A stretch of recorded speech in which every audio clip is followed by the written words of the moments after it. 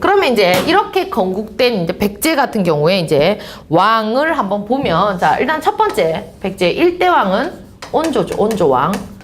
그래서 위례성에다가 건국을 합니다. 백제를 건국을 해요. 위례성에 건국. 첫 번째 백제의 도읍지입니다. 위례성. 그 다음 두 번째, 제가 이 번호를 이렇게 똑같이 만들어 놨더니 조금 그러네. 이렇게 해야 돼요. 자, 온조 다음에 이제 쭉쭉쭉 가다가 백제의 중앙집권국가의 기틀을 마련하신 왕이 등장을 하세요. 그분이 바로 고이왕입니다. 고이왕. 백제의 8대 왕이에요. 8대 왕. 고이왕, 중앙집권국가의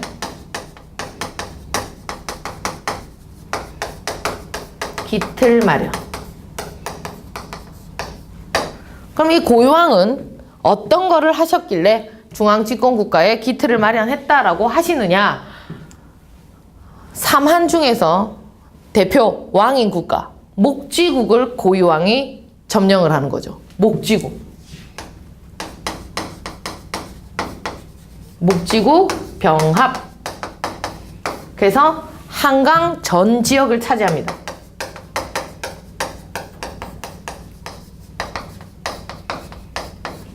그리고 체제를 정비를 하세요.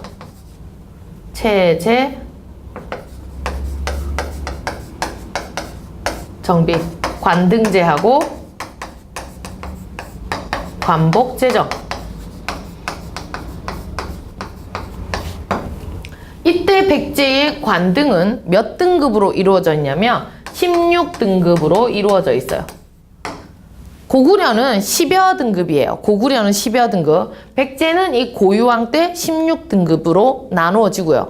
나중에 할 신라 같은 경우에는 17등급으로 나누어지거든요. 그래서 여기는 16등급. 고유왕 때 이렇게 책정이 된다라는 거. 그리고 이 관복 같은 경우에 옷 색깔이 달랐어요. 등급에 따라서. 그래서 누가 봐도 옷 색깔만 보고 아, 저 사람은 등급이 몇 등급이겠구나. 우리나라 공무원이 1급 공무원부터 9급 공무원까지 계신데 1급 공무원 옷 색깔은 빨간색이고 2급 공무원은 노란색이고 이렇게 되면 굉장히 웃기겠죠. 그죠? 그런데 보면 한눈에 표는 빨리 난다라는 거. 그래서 이때 당시 이 백제 같은 경우에는 자색, 비색, 청색이 있어요. 자색, 비색, 청색. 자색 같은 경우에 1등급부터 6등급까지. 그 다음 비색은 7등급부터 11등급. 청색이 12등급부터 16등급까지. 이렇게 해서 자색, 비색, 청색으로 옷 색깔을 구분을 짓기도 했었다라는 거. 그래서 고이왕은 목지국 병합하면서 영토 확장을 하셨죠. 그리고 체제도 정비했죠. 그러니까 두 가지 업적이 인정이 되기 때문에 중앙집권국가의 기틀을 마련했다라는 칭호를, 타이틀을 확보를 하게 되신 거죠. 고이왕. 자, 그러다가 백제는 굉장히 빨리빨리 지나가죠. 나라 세우자마자 중앙집권국가 기틀 마련하신 왕 나오고, 그러다가 이제 13대 근초고왕 등장합니다. 근초고왕. 자, 최고 전성기 왕입니다. 백제의 최고 전성기 왕. 이때가 4세기 무렵인데, 4세기. 4세기 하면 제가 지난번에 말씀드렸지만 몇 년부터 몇 년을 4세기라고 한다고요?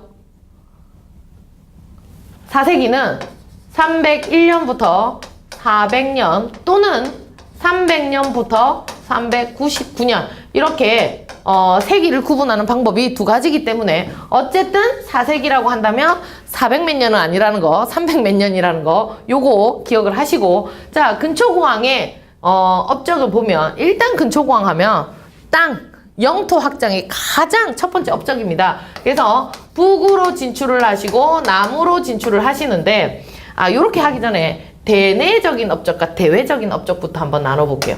원체 업적이 많으셔서 대내적인 업적이 있고요. 그리고 대외적인 업적이 계신데, 대내적으로 우선 왕위 세습을 역시 부자 상속으로 왕위 세습.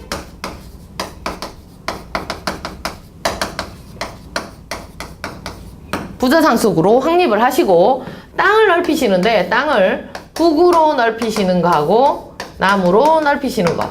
자, 북쪽으로 넓히시는 거 하면 근초고왕이 고구려의 어느 왕 때였습니까? 원통하게 돌아가신 고국 원왕 때였죠. 고국 원왕 때 근초고왕이 북쪽으로 올라갑니다. 올라가서 평양성을 공격을 해서 근초고왕을 전사를 시키고 평양성 바로 아랫부분까지 황해도 지방을 차지를 하더라. 그래서 황해도 지방 차지. 이 과정에서 고국 원왕을 전사를 시키게 되는 거고, 남쪽으로는 그러면 어디까지 내려오냐면, 자, 여기 고이왕 때까지의 백제의 영토를 한번 보세요. 고이왕 때까지 백제의 영토는 한강이 있어요. 처음에 온조왕이 위례성에다가 나라를 이렇게 세웠단 말이에요. 요만큼 됐어요. 근데 목지국은 아까 한강 아래쪽에 있었거든요. 그래서 목지국을 병합을 하면서 한강 지역을 차지를 한 거예요. 고이왕 때까지. 그리고 근초고왕 때 와서 북쪽으로 올라갑니다. 북쪽으로. 그래서 황해도 지방을 차지를 했고요. 그리고 남쪽으로는 내려가는데, 남쪽으로는 그럼 남아있는 이 지역을 무슨 땅이라고 하겠습니까? 마한이죠. 그렇죠. 그래서 남쪽으로 가면 마한 전 지역을 차지를 했다라고 하는 겁니다. 이렇게 대내적으로 우리나라 안에서 이렇게 근초고왕의 이제 업적이 이루어졌고요. 그리고 근초고왕은 여기서 멈추지 않고 남쪽으로 내려갑니다. 아니, 남쪽이 아니고 다른 대외적으로 바깥으로 이제 나가는데, 자, 여기 있는 강이 아까 요하강이라고 그랬어요. 요동반도는 이미 고구려 거예요. 그래서 요동반도 아니고 어디로 가냐면 여기는 요서지방으로 가요. 요서지방. 요서지방. 그리고 여기 있는 이 반도 산동반도. 그리고 일본의 남쪽에 있는 규슈 지방까지 진출을 합니다. 정복을 했다라는 게 아니라 진출을 하러 갔다고요. 그래서 대외적인 업적을 보면 요서지방, 산둥반도, 규슈까지 진출. 특히 여기 있는 규슈와 백제와의 이런 교류를 뒷받침해주는 역사적 증거, 칠지도가 있죠. 칠지도. 칠지도는 7가지 칼날을 가지고 있다라고 해서 칠지도인데, 아마 많이 보셨을 거예요. 요렇게 되어 있는 거. 그래서 하나, 둘, 셋, 넷, 다 6개에다가 여기 위에 것까지 7개. 칠지도입니다. 이 칠지도는 현재 어디에 있냐면 일본의 이소노카미 신궁이라고, 거기에 지금 가 있어요. 백제의 근초고왕이 일본의 외왕에게 하사 내려줬다라는 칼이고요. 가운데 61자의 글씨가 황금으로, 금으로 이렇게 새겨져 있는 그런 이제 이 뒷받침해주는 역사적 유물입니다. 칠지도. 자, 이렇게 해서 근초고왕 때 가장 전성기를 누리다가 15대 왕이 되면 침류왕이 등장을 해요. 침류왕. 자, 침류왕도 앞 시간에 잠시 나오셨던 분인데, 침류왕 하면 불교를 받아들이셨죠. 불교를 공인을 합니다. 고구려는 중국의 전진이라는 곳에서 불교가 들어와요. 고구려는. 그리고 이 침류왕은 중국의 동진입니다. 동진. 승려가 마라난타라고 불리는 승려에 의해서 이 불교가 들어오는데, 고구려는 전진이고 여기는 동진이고 헷갈린단 말이에요. 우리 전진을 영어로 고, 그죠? 앞으로 나가는 거 고. 그래서 전진은 고구려입니다. 전진 아닌 동진은 백제고. 그렇게 조금 유치하긴 하지만 나중에 헷갈리실 수 있으니까 잠시 설명을 해드렸어요. 이렇게 해서 이제 침류왕 때 백제라는 나라의 불교가 받아들여졌고요.